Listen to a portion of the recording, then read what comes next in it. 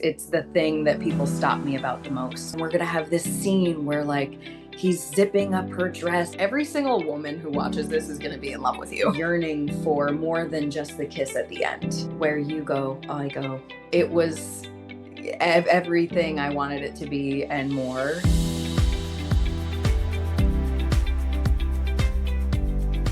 Hi, everyone, and welcome to the Heart in Motion podcast. I'm thrilled today to be talking with Katie Stevens. Hi, Katie. Hi, how are you?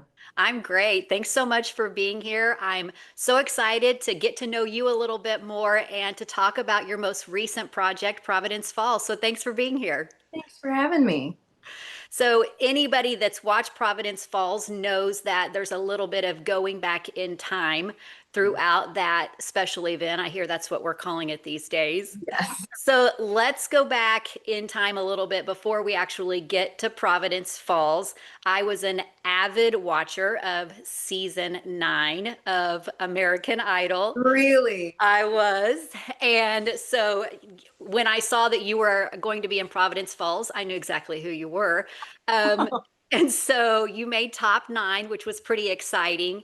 And what I'm wondering is American Idol is over, and you were 16 at the time. Is that right?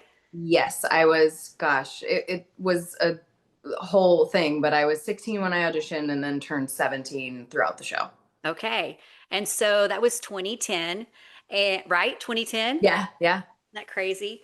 So your American Idol is over for you. What's in your mind, like when you're thinking, like, what's next? Now that I've had this experience, did that kind of, add some like, what do I want to do now that I've done this experience? What was that like for you?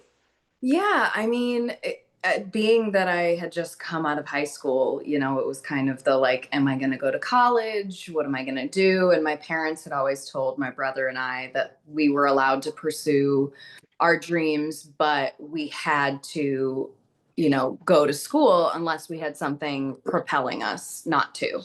So I thankfully had done American Idol. So my parents were like, you can move to LA if you want, and my mom moved out with me for a brief time. And then when I was out there, I was pursuing music, but I just felt like I couldn't find my footing and I wasn't crazy about like the music industry, and I was still kind of discovering myself. So at the time I was like, well, why don't I just do acting classes? Because I had done musical theater my whole life and I had grown up, loving both, but thought having done American Idol that was going to be the path that I was going to go down.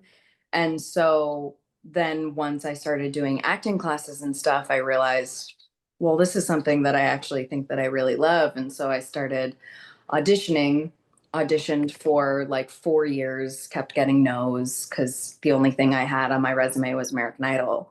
And then one day I had an audition for actually Nashville, the show, and I got really far on that. And that kind of propelled my agents to be like, oh, okay, there's something here. Yeah. And so then I had gone out for, a ton of auditions over the course of a couple of weeks and happened to walk into the right room. And that was when I booked my first series regular on a scripted MTV show called Faking It. Yeah. And that kind of started my whole acting career. That's amazing. You just stayed with it. There Yeah. you go. That's awesome. So I was watching a few nights ago. You probably remember this interview with Megan and Aisha. Mhm. And it was at the end of the series, The Bold Type. It was about, would it have been about 4 years ago, maybe? It Oh was God. it was Yeah, a 20 pretty 2021. emotional, it was a pretty emotional interview. Was it the interview where we were drinking? Yes. Yeah, we could not stop crying, and then you add Oh. drinks into the mix, and it's yeah. But I loved it because, it just really goes to show so many people that I have interviewed have talked about the relationships that can come out of these projects Yeah. and those meaningful moments, especially I would imagine with a series that lasted like that one did. I was at 5 years, 5 seasons? Yeah, 5 Yeah. seasons. Yeah. Yeah, 5 years. So what was so, other than those amazing friendships, what was so magical about that show and that experience that has stayed with you? Oh gosh, I mean everything. We had the most incredible crew and we shot on location. We shot in Montreal and we were able to kind of fudge it for New York. Yeah. And Montreal is just amazing. And I always say that being on set is a little bit like being in summer camp, because it's like you're in this isolated vacuum and you're working on this thing together and like forging these bonds with people. And then it comes out, and then, it's obviously now the world's. But for us, I think getting to be in like a city that none of us were from, you don't really know anybody in that city. So it kind of makes you get close to the people who are part of the same experience with you. Yeah. And to be a part of a show that was, primarily about women, and it was about women supporting women.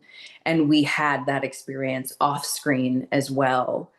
It was just so magical to just be able to showcase friendship the way I've always experienced it, and the way that I wanted to see reflected in television.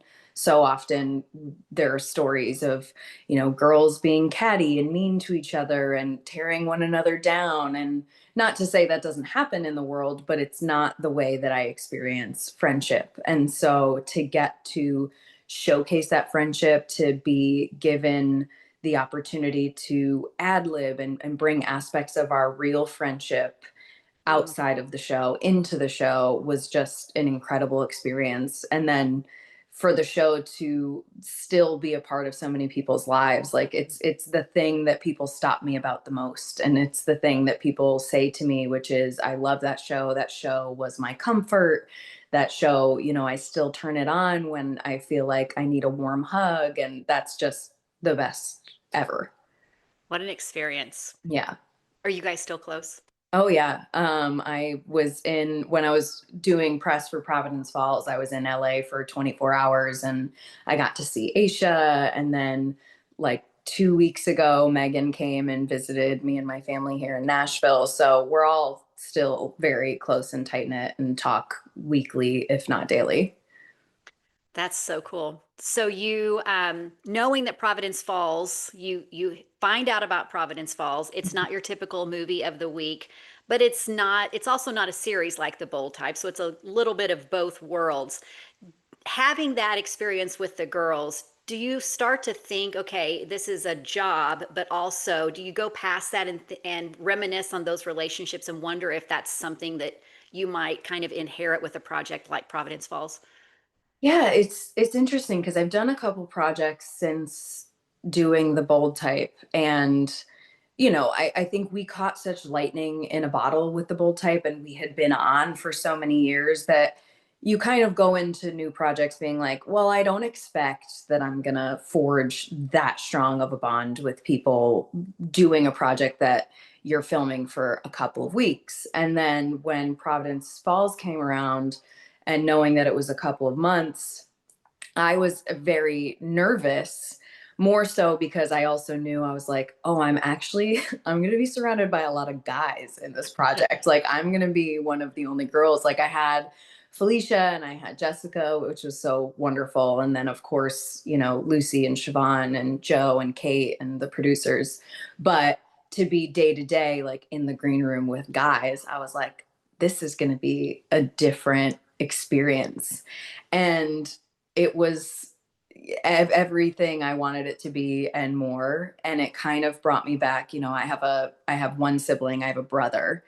And so I grew up wanting to hang out with my brother and all of his friends, and being around a lot of guys. So it kind of made me reminisce about that, more so about, growing up, and the fact that like I had so many close male relationships in my life, and how lucky I was to have done the Bold Type where I was surrounded by women, but that this was also like a nice experience to have, and to just kind of give myself over to it. And I did form some of the best friendships in my life from Providence Falls as well. So it's such a fun job to get to meet people that you otherwise would never have met, and that you guys get to have this experience with each other of creating this show or these movies, and know that that's something so special in and of itself, that you understand each other in a way that no one else will, because you've gone through this experience with each other.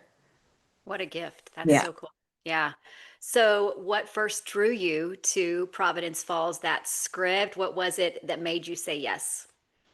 I think just I had a Zoom with Joanna Garcia Swisher, and I was kind of on the fence about it. I didn't know if I was going to do it or not. And Joe was like, I want to talk to you about it. And she was like, I've been working on this. This is my passion project. And it was one of the first movies, series that her company was going to be producing. And she was like, we want this to be different. We want this to be grounded. We want this to be something that people haven't seen on Hallmark before. And she kind of went into the story, and it reminded me of Outlander, which is one of my favorite shows. And I've always wanted to do a period piece. And then, her going into talking about like, and then we're going to have this scene where like he's zipping up her dress and it's really slow and romantic and steamy. And I remember being like, Hallmark's letting you do that? And she was like, we'll see, but I'm going to try to get it in there. Yeah. And so just kind of seeing her passion behind it and how excited she was and how she wanted it to be a collaborative experience, and wanted me to be heavily involved. And she really supported me having a voice in creating Cora, and allowed me to ask questions. And as an actor, I think sometimes you feel annoying almost when you have questions, or when you're wanting to like deeply talk about your character and why is it that my character is doing the things that they're doing. But she really just supported me and encouraged me in that. And so I was really excited. And then pleasantly surprised when it push came to shove and we were on set. She was so available to me, her and Kate and Lucie and Siobhan. They were all just really there for me throughout the whole experience to kind of make sure that we got it right. And for me, I wanted to make sure that I was taking their vision, and making whatever it was that they envisioned for the project, that was coming through for them. That's amazing. So, when you first read the script, what was the first thing that stood out to you most about Cora? Well, about Cora, I think I was most intrigued about the fact that I was going to get to almost play two characters, because I'm playing her in the past and in the present, and figuring out like what is her through line, like what about both of them is similar, and then what about both of them is different. And so that was something that I've never gotten to tackle before in my career. So I was excited about that. But then I remember finding out after I had accepted, I found out that I was going to have to be Irish. And I didn't know before. And thankfully, they were, we're going to get you a dialect coach and it's going to be fine. But I remember after my first dialect coach session, I walked downstairs to my husband and I was like, I don't know if I can do this. This is extremely difficult. And I don't sound Irish at all. And I've said it in multiple interviews, but one of my biggest fears as an actor is having to do an accent and doing it poorly. Yeah. And it was just so nice to have so much support around it, and getting to work with the dialect coach and have them at our disposal to be able to rehearse when we weren't shooting. But it was a really fast turnaround. So it was definitely a challenge, but I overcame, and I'm happy that I did it. You did, and you passed the test. Because Thank I you. mean, I get it. Like I've seen plenty of those where somebody is doing the accent thing, and sometimes you're like, close, but you Yeah. guys pulled it off. Thank you. Thank you. I feel like we did a good job. So, what surprised you most about the script? Anything that stood out to you right off that you were really excited about, I other than mean, the zipper scenes? yeah, other than the zipper scenes, I mean, I think it stood out to me, like those scenes really stood out to me because they're not, what we traditionally see in a Not the Hallmark norm. movie. Yeah. Not the norm. And I think, Hallmark really is at a space where like they're in a position to be able to compete with some of these other streamers, and these other streamers are trying to compete with Hallmark. Yeah. And so getting to kind of push the envelope of what we traditionally see in a Hallmark movie was really exciting to me. And as a fan of romance movies myself, like the yearning of these characters and a love that spans 200 years, getting to kind of play that and really just figuring out the familiarity that Cora feels with Liam that she can't put her finger on. That was really exciting to me, and to kind of like form that bond with Lachlan and to kind of have conversations with him of his perspective on Liam's end of getting to see this new modern day Cora. And for me having to balance the love story that we did in Ireland, the way that we shot, we did movie one, where it was kind of like just Cora kind of being like, who is this person? Yeah. Why do I feel like he's so familiar? And we, kind of allude to Cora having these dreams about Ireland. And then those dreams and those kind of memories ramp up with movie two and three. So what was really wonderful was getting to do all of our scenes in Ireland right after we shot movie one. We had 9 days, I think 3 or 4 shooting days in Ireland, and we got to shoot all of those scenes. So then moving forward, when I'm having these recollections and I'm having these dreams, I actually have those scenes that we've shot as kind Mm, of physical memories for yeah. Cora to be having. Yeah. Got it. Did it help being in Ireland as far as just being able to just own that role, being there? Because I mean, most of the time that's not the case where you're on location, but did that help? Oh, immensely. I mean, especially accent wise, just being able to be in Ireland. The whole crew was Irish, getting to be kind of surrounded by the accent, getting to like ask people questions about how they say certain things and am I doing a good job? And then also just all of the locations that you see, like they almost look like they're just, these uh what would you call them, like stock Oh, footage yeah. that they have of like a castle in Ireland, but those were the actual castles that we were shooting at and we were shooting inside of, and so they're all so historically well preserved. So Yeah. when you're walking through in that epic staircase with those paintings on the wall, like it just really transports you to that time. So it was just with the wardrobe, with everything, it really just kind of felt like we were there, and it was Wow. it was magic. Wow. That's awesome. Yeah. That's awesome. So would you've mentioned the accent. Was that the most challenging part of filming Providence Falls? Huh. I think I would say yes to that, and then also probably just dealing with the elements in Vancouver. Yeah. But I'm trying to think, but I would just say like mainly like the lake scene was so hard because it was so freezing and we had to get in that water. But I mean, I truly had the time of my life. Like I wouldn't say that it was like difficult at all to shoot Yeah. Providence Falls because I was Yeah. just having the time of my life. Yeah. I think just, making sure that we weren't pushing the envelope too much, that we were staying true to what Hallmark viewers love Yeah. about Hallmark and making sure that we don't isolate anybody.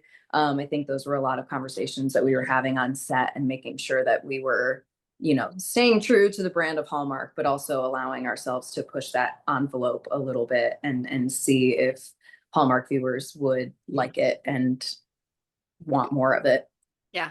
Was there a lot of, I mean, I know when I've talked with other actors that are part of series, there's we have the dailies every day and things are sent off. Was there a lot of that back and forth while you were filming? Like, okay, it's a thumbs up, keep going, keep doing that kind of stuff. Was that, Yeah, I mean, I think that as an actor, like I've never worked on anything where like I've seen dailies. yeah, Like I usually end up seeing things when I'm in ADR doing yeah, things yeah, after the fact. But you kind of go around and talk with the producers and you're like, are we doing a good job? Like, are we hitting yeah. the mark? And Dickie Copeland, who is one of the Hallmark execs who was in charge of it, she was loving everything. And so That's we would awesome. get messages from her and from the producers kind of just saying like, you're doing a great job and people are freaking out about it. And I was hearing that there were Hallmark execs who weren't even on the project who were looking at the dailies because they were so excited about Mhm. it. So when you hear things like that, you know that Yeah. you're on the right track. Well, we're excited on this side of it. Maybe, you guys have paved the way to kind of just take it a little bit further. So Yeah. thanks I for doing think, that. yeah, I think, I think again, like I said, as a fan of the romance genre, romantic comedies, everything, like I think Hallmark has always done those movies so well. Oh, yeah. But I think that like you sometimes are yearning for more than just the kiss at the end. Yeah. And so I think that we really leaned into what that yearning is. Yes. And we got to have scenes where, we had the zipper scene, we had the chair pull scene, we had the lake and these moments in between of Liam and Cora having those moments of like, I desperately want to be with you, or I desperately want to kiss you, or, these moments that the audience feels. And we really kind of laid those on thick. Yeah. So I think if audiences have responded to it, which it seems like they have, maybe, hopefully there will be more of that in Hallmark's future. We'll go like this, right? Yeah, fingers Yeah. crossed. So you mentioned Lachlan. We're talking about these scenes. Lachlan admitted to me that this was the first time he had been in a project that he had really had to hone into the romance side of it, Uh-huh. and was very appreciative of Siobhan and Lucie and you in that collaboration process. Talk a little bit about that collaboration process and kind of how you guys helped Lachlan and kind of build that chemistry between Liam and Cora. I don't know if it's like I don't think that I wasn't like helping him in terms of like, hey, do this or do that. I think that it was just more so like we just created such a special friendship, and we had conversations about our characters, and we created like playlists of like, what do you think, what song do you think like would kind of set the tone for you in this scene and that scene, and just kind of having those behind the scenes conversations. And then, there were moments on set where you are talking about the scene and what do you think we would do here, and vice versa. So I think it was more so just having like an open dialogue and allowing each other to feel safe to tell this story the way that it should be. So I mean, yeah, I don't know that I like helped him in terms of like getting notes. It's lovely to hear him say that. But I mean, I would have never known that this was his first go of it. He was just so great as Liam, and he really submersed himself in the Ireland portion of it, how Liam would respond to modern day, how he would respond to seeing Cora in this new way, how he would be feeling about having to get her with another person when she's the love of his life. Like he just really dove into all of those emotions. So, I mean, I think he's well on his way to be doing many more of these. So I'm happy that I was part of his first go. I think many of us are in agreement with that. Yeah. So, yeah. You mentioned the lake scene, one of those scenes. There was like a steamy scene in each of the three special events. Talk a little bit more about filming that moment. I know it was super cold, but I mean, how do you bring on the chemistry when you're like freezing cold in a moment Oh like that? gosh. It's also when there are scenes like that in each movie, and you've talked so heavily with the producer, the director, like everybody about, okay, this is the moment of the movie. And so there's a little bit of pressure to make sure that that is exactly what they pictured or more. Yeah. And so that day, I just remember, I mean, Joanna had been talking to me about that scene for forever. And I remember she was like, you're going to get in the lake. It's going to be freezing, but like, I will lay my body on top of yours to like get this scene. And I was like, okay. And they really went above and beyond, like giving us wetsuits and like all of these things to make sure that we were warm and comfortable. But I definitely like, I remember the first take, my body was like involuntarily shaking.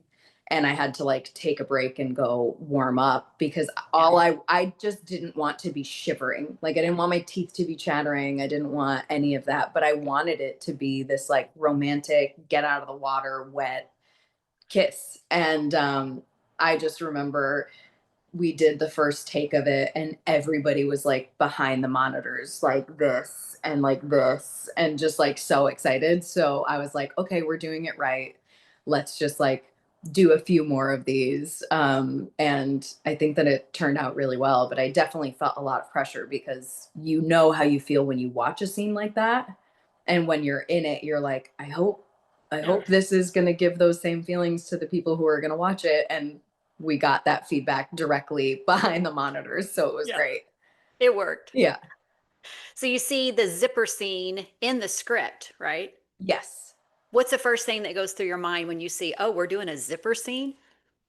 I was laughing at Cora, and even still when I watch it and she's like, I think my zipper's stuck. I audibly say, sure, Cora, sure it is. But I remember like us like having to pick the dress and making sure that like it made sense. And there was part of me that I was like, even if it doesn't make sense, even if this like zipper isn't that low or whatever, like the audience isn't gonna care. They're just gonna be excited they're getting this. Oh, yeah. But I remember that day I was like the most nervous, especially because like doing those scenes and you're doing the first movie. So the first movie is really just kind of like these unspoken emotions and feelings towards one another that are happening for both Liam and Cora. And I just remember I like got in the dress. I had kind of my warming coat over.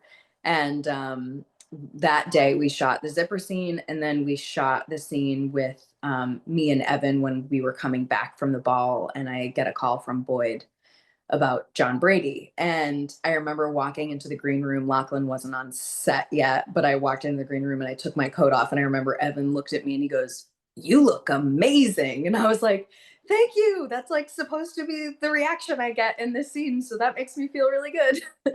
But then I remember Lachlan, because I had to do the scene where I'm wearing my robe and I'm getting ready before I walk down the stairs. And Lachlan was like, "I actually don't want to see you in the dress until like we're shooting and I actually have to see you." And he kind of did the same thing when we were in Ireland too. He didn't want to see me in my ball gown until he like Mm-hmm. helped me out of the carriage. So that one was a little more difficult because my dress was so big that like you kind of saw all of it. But yeah, I think that we definitely tried to make that moment even more than what it was on the page. And I remember just being so nervous and just kind of using that because I think that's what Cora was feeling as well. And Yeah. it's one of my favorite scenes in all three Yeah. movies. Yeah. That was fantastic. So the chair scene, the scene is in the script, but pulling the chair is not in the script. Is that correct? It is not. So how'd that come about? Oh boy. I mean, that scene had a bunch of different iterations and was edited a bunch. It was really important, and me and Joe had a lot of conversations where I wanted to make sure, and so did Joe, that it didn't feel like because I say the thing about wanting to catch Liam up in a moment, Yeah. but I didn't want it to feel manipulative. Yeah. So initially, I remember the scene was written and I wasn't asking him to open up to me. I was just kind of trying to create a romantic moment. And I think that they did a really good job of, I don't know who had the idea, but to have it be a moment of Cora just saying, like, you said you're having a hard time opening up because of something from your past. And like, I just want you to know that I am here if you want to Mm-hmm. share. Mm-hmm. And there's a little bit of her like manipulating the moment with the wine and the pulling, and it's just like cute and flirty. Yeah. But I'm happy that they made it a moment where like Cora just truly wanted to show that she was there for Mm-hmm. him, Yeah. and that maybe if he talked about it, it wouldn't make him so scared to pursue something between them.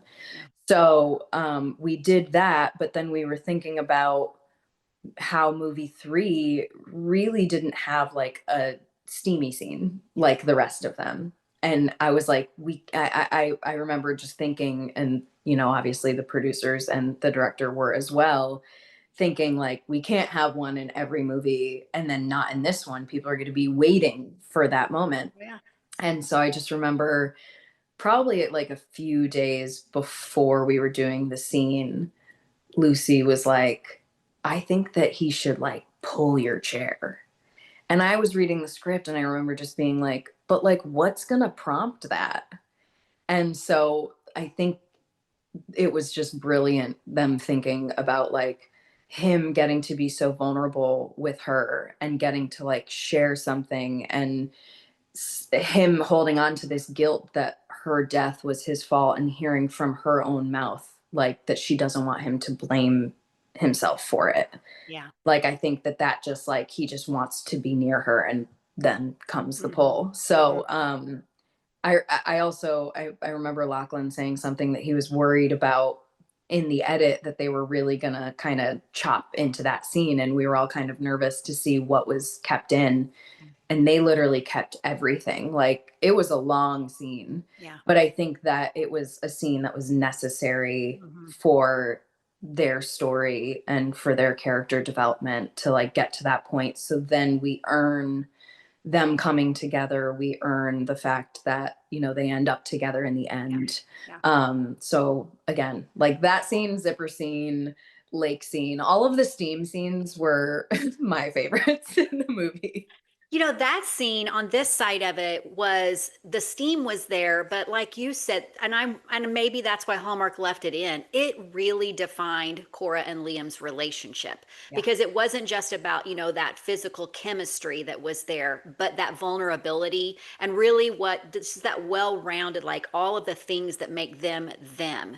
Yeah. And so well done, you know, seeing, okay, it's that vulnerable part. And it's almost like Liam pulls her in because he's like responding to thank you. Like, I know you heard me. And it's that Yeah. connection. And so it's like that emotional connection then translate into that physical connection. Yeah. So well done. So well And done. I think that's also kind of like it calls back to their time in Ireland together. Like Liam was this thief, this rogue ladies' man, like, and then he meets Cora back then, and she's the first person to ever like come down and make him vulnerable. And he would talk to her about things that he probably didn't talk to anyone in his life about, Yeah. and kind of he had that special connection. And so it was so nice to then move forward in time and have them in modern day and have them have a scene where they have a connection like that, where she gets him to open up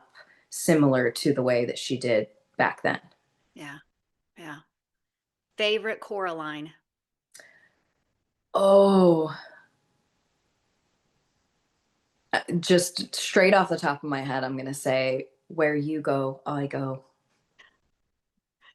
And thank you for the accent. You're welcome. I You can't still say got it. it. Now I can't say it without it. You got it. That's But I amazing. did, okay, I had a favorite line that didn't make it in. And I don't know why it was my favorite line. I just thought that it was so adorable. But the scene where they first meet in Ireland, um, he says something to her like, but me coming in here, like, why would you trust me?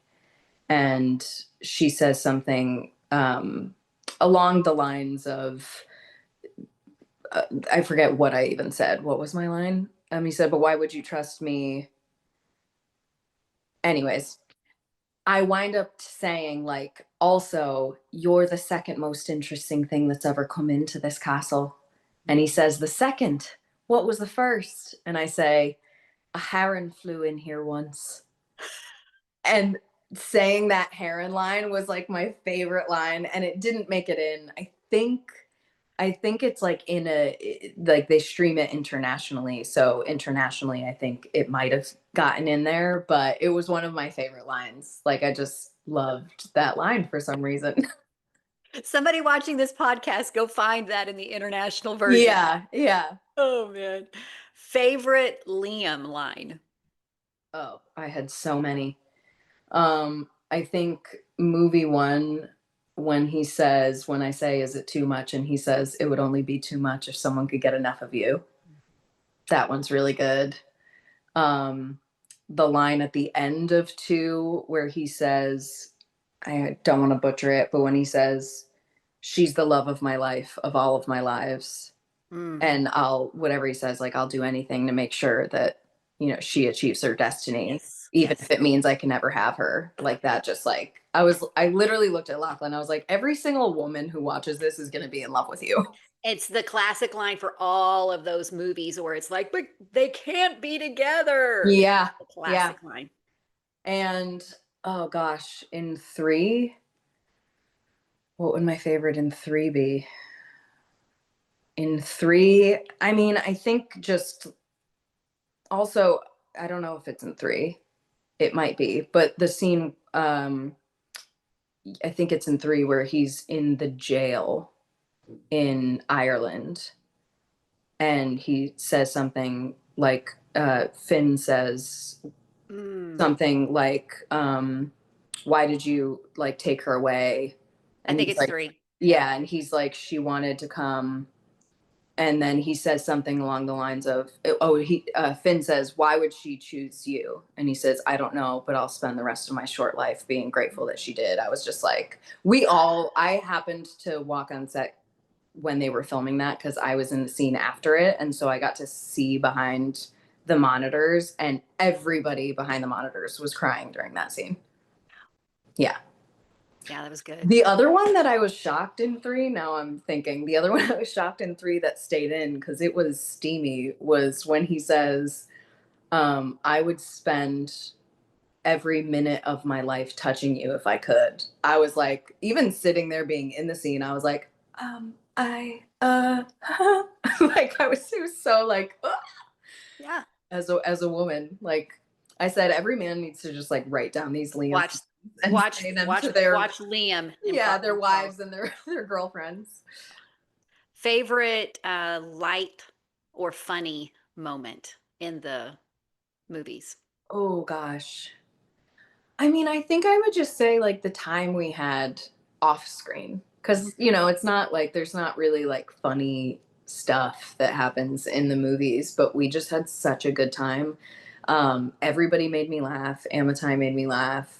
Um, I would say Matty Finocchio made me laugh more than anybody. He's just so witty and funny and quick. And there was the scene, which now I could talk about because of I don't have to worry about spoilers, but the scene where it shows Boyd and all of the things that he did in the past, Oh we're yeah. like piecing together that he's the bad guy. Yeah. When he takes the necklace off of me, when my body's just laying there in the woods and he takes the necklace off of me, I had my eyes closed, obviously, when we were shooting that.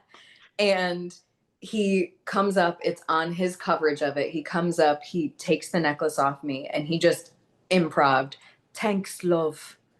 And it, for some reason, I was just like picturing him over me saying that line. And I started laughing. Thank God, like I wasn't in the frame when I started laughing. And then afterwards, I felt so bad because I was like, I hope I didn't ruin your take. He was like, why did you laugh? And I was like, I don't know, because I just think about how funny you are, and my eyes are closed, and I'm thinking of you standing there, and it's just making me laugh. But we just, yeah, we had the best time, and we all got to be in Ireland together, and we did karaoke together, and it was just the best summer camp of all time. Outside of Liam, and you've just kind of talked about a few other characters, what other character dynamics were your favorite to explore? Ooh, with Cora and someone else? Yeah. Oh, I loved getting to find the balance of Cora and her dad's relationship. Mm, Um, that was one that we kind of worked hard on because there were some scenes that could be written kind of like childish and a little petulant, I guess. yeah. And we really worked hard to kind of like make Cora have to stand her ground in her professionalism and Mhm. needing to gain that respect from her dad. I also loved all of my scenes with Felicia, who played Suzette. We did, I think our last shooting day was the scene where she reveals that she has been Yes. working with Bale. Hmm. And so when her and I are crying in that scene, it was really because it was like one of our last scenes together that we were Oh, doing. yeah. Um, but then it's so fun too when I get to watch the movies and I get to watch the scenes that I'm not in, Mm. because then I get to see like character dynamics play out. And I mean, one of my favorite things was the twist with Suzette and Bale at the end of two. Like, I knew it was happening, and even when I watched it, I gasped because it was I so good. spoke to nobody around me out loud, like, what? Yeah, yeah. It was amazing. And then just getting to watch like Amitai and Lachlan as Aegon and Liam, and Samael and Aegon, like just all of the character dynamics and those relationships were just so good and so fleshed out. And um yeah. If you can't tell, I really loved this. We did too. We get it. We did too. And I think for us as viewers, like knowing the behind the scenes, knowing so much how you guys love these types of projects, I think it makes it even richer for us as an audience. Just brings a whole new level of life to it. So you mentioned, getting that first call from Joanna Garcia Swisher.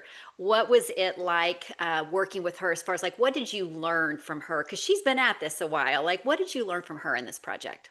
She is a superhero to me. I mean, she's been in the business for so long. She's such an incredible actress, but then is also an incredible businesswoman and an incredible mom and an incredible wife and an incredible friend. And like just getting to see how she moves through the world, and she is able to do these incredible things in her career while also prioritizing her family and her children and her marriage, and then producing something like this. Like, producing is something that like I've always, I dream of doing in my career at some point. And so getting to watch her do that kind of eliminates my fears around doing it, because for me, I mean, granted, her kids are a little older than my daughter, but I have a small child. And so finding the way to be a super present mom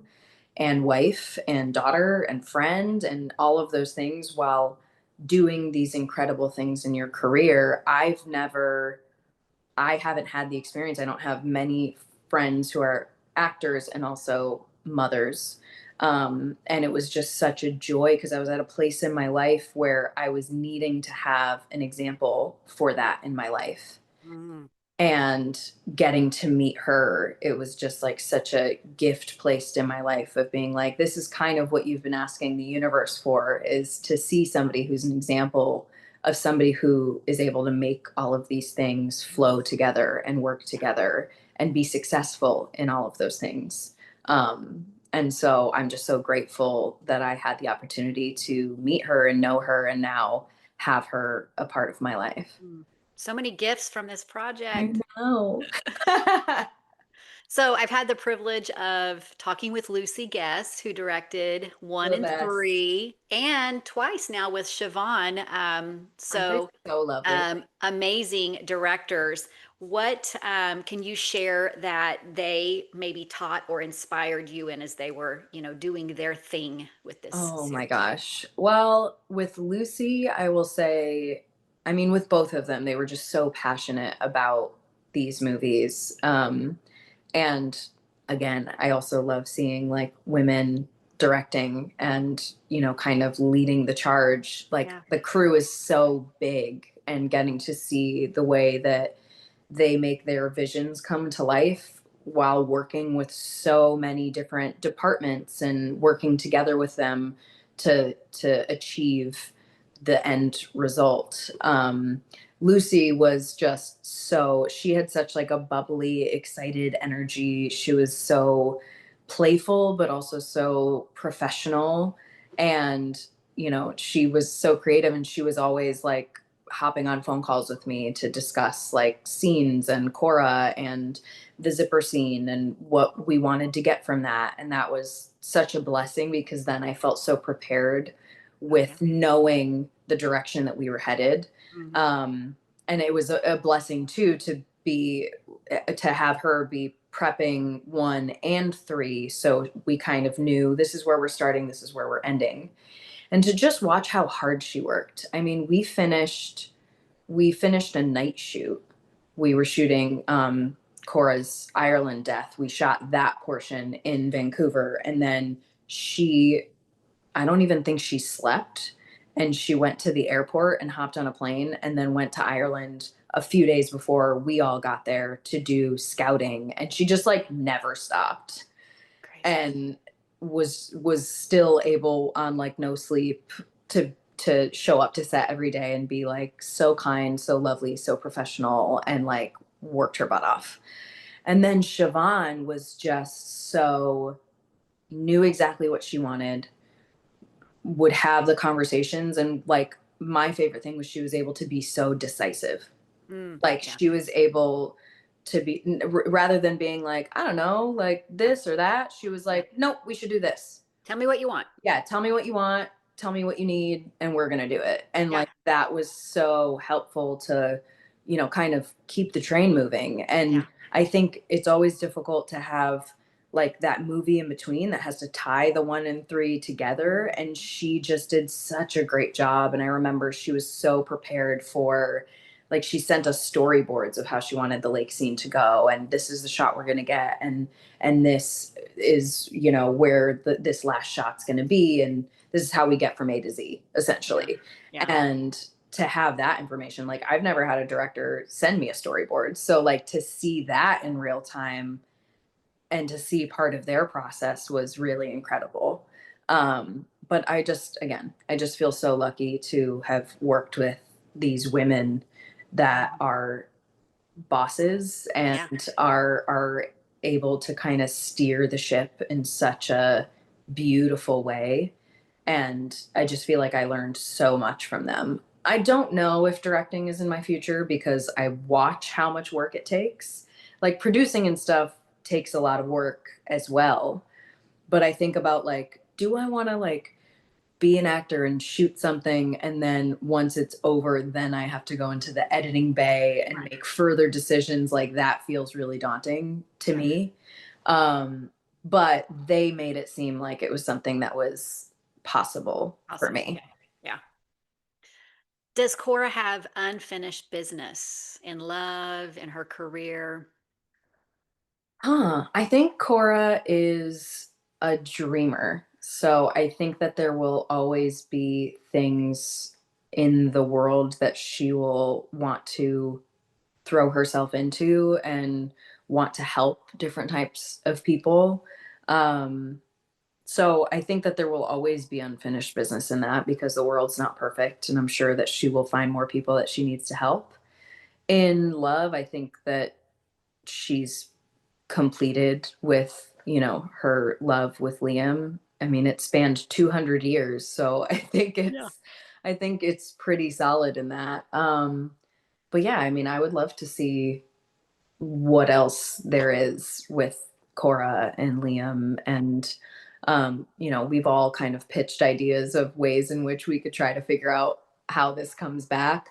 For me, I just loved shooting in Ireland so much that I would love for maybe something to have been foiled back in 1844, and we need to go back there.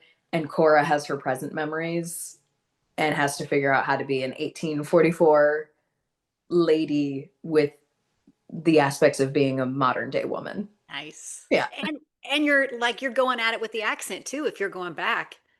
You know what? Bring it back because now it's the only accent that I know how to do. Like I used to know how to somewhat do like an Australian accent, a British accent, and now any accent I try to do it immediately goes Irish. So I'm like, you can give it back to me because that's the only one I can do now. Biggest thing that you learned or that you'll take with you from this project? Oh, these are big questions.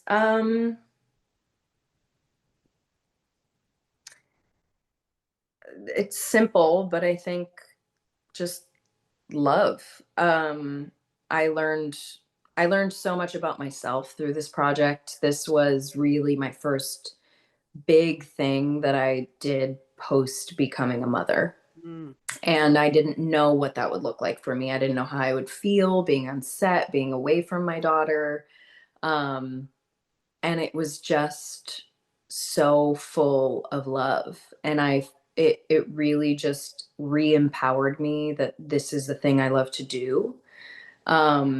It re-empowered me with my belief in myself. The people I got to meet were so lovely and embraced me and took care of me in times when I was having a hard day being away from my daughter.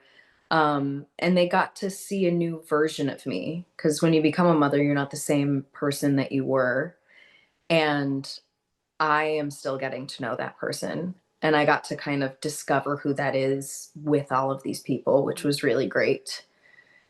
And yeah, I mean, I love all of these people in this cast so much. Like I cried maybe harder than I did at the end of the Bold Type at the end of this project. I think more so because like I knew that I was gonna see Megan and Aisha. Like I knew that I was gonna see them in a month and continue to see them over the years. But there's something that like just felt so final about this, because with a TV show, you know you're coming back. You're coming back, yeah. Yeah, or that there's a potential that you're gonna come back. Yeah. Whereas with this, when it was over, it's like, you know, the story's wrapped up. Cora and Liam are together, they're married, and that's it. And it's not to say I won't work with these people again, but there was something that just felt so final about the end. Yeah. And so it was really hard. And I just realized in the moment, like, wow, I am so blessed to get to do this, that I love to do this, that all of these people love to do this. And we just get to like come to work to every day and do what we love together. That's amazing. Yeah. That's really amazing. Do you have time for a few quick rapid fire before we Yeah. wrap? A little bit more lighthearted. All right. Yes. Okay. You step back on the American Idol stage. Oh no. What song are you going to sing? Oh gosh. What song am I gonna sing? The song I was supposed to sing the week after I got eliminated was Somewhere Over the Rainbow. There you go. So I'll say that because I didn't get to sing it. Okay. That redemption, that coming back around, right? Yeah. Maybe I'll have you go out with it. Yeah. If you could sing a duet with anyone, who would it be? I would want to sing The Prayer with Andrea Bocelli. You're so good. Oh my goodness. Wouldn't everybody? Oh my goodness. Like what a just dream. talking about him, I get goosebumps. Yeah. I got to go to his concert. I was 8.5 months pregnant and he played in Nashville, and I got to take my parents with me, and it was like so amazing. Wow. Yeah. Bucket list moment. Hidden talent fans may not know about you. I think you know my only talent. No, I'm kidding. I am a very good cook. What's your go-to? What's the one that really you know? Throw down in the kitchen. I know a lot. But you know, like this one is going to be a hit. Oh yeah, I make really good pasta, like across the board. I make a really good bolognese. I make my husband's favorite. I make like a sun-dried tomato pasta with like chicken, and there's no dairy in it, and you would never know. Wow. Yeah. Wow. Yeah. Get the recipe. All right. Yeah. Speaking of going back in time, if you could go back and play one character that you've already played for a day, who would it be?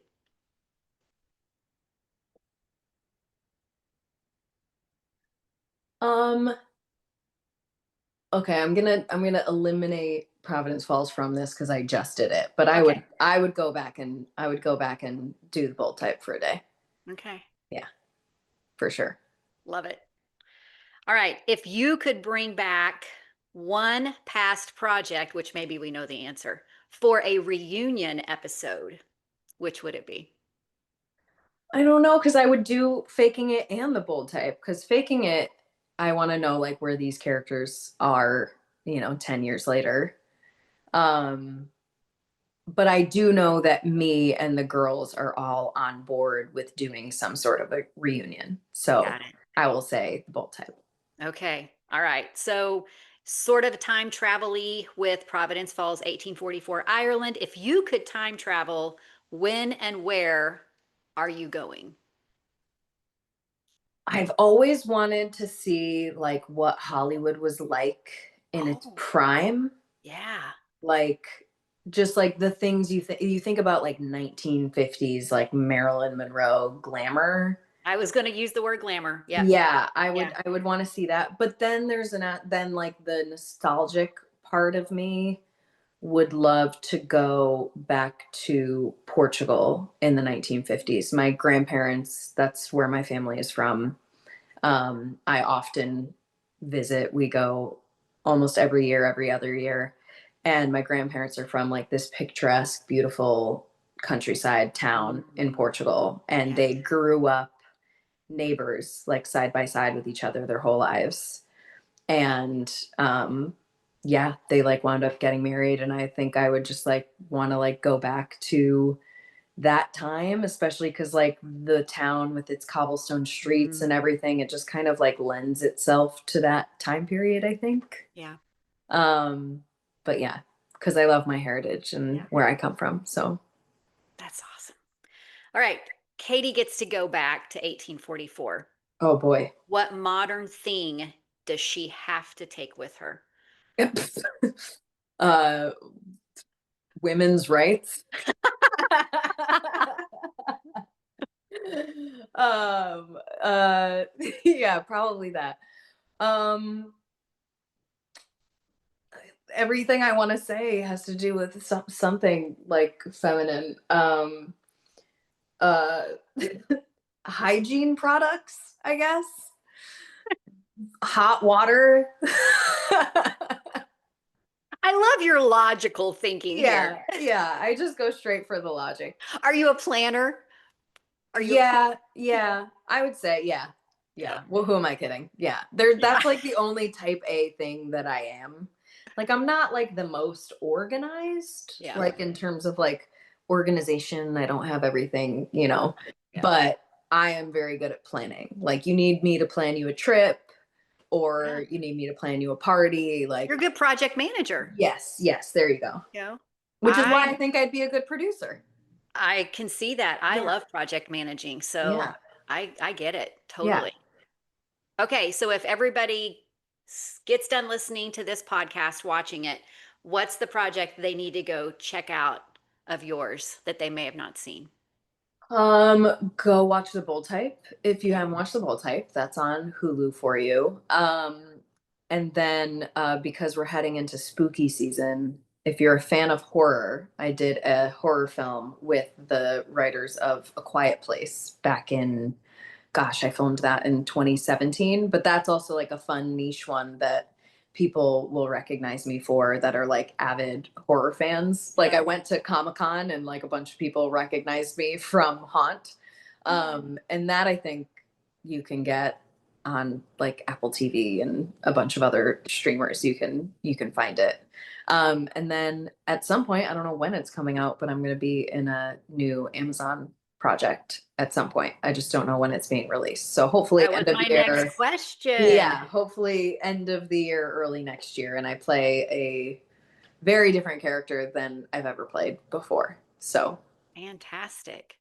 Okay, so where can everybody follow you to stay up to date on all of the stuff going on in your world? I'm on Instagram. It's the Katie Stevens on Instagram. And that's really the only social media I have. So Go follow there. me there. Go there. So, Katie and I have been talking about Providence Falls. Those of you that haven't seen it, be sure to check it out on Hallmark Plus. You can watch that at any time, and you're definitely going to want to watch all three special events of Providence Falls. Thank you so much, Katie, for Thank being here. you. Thank So you for excited to having me. talk about your project.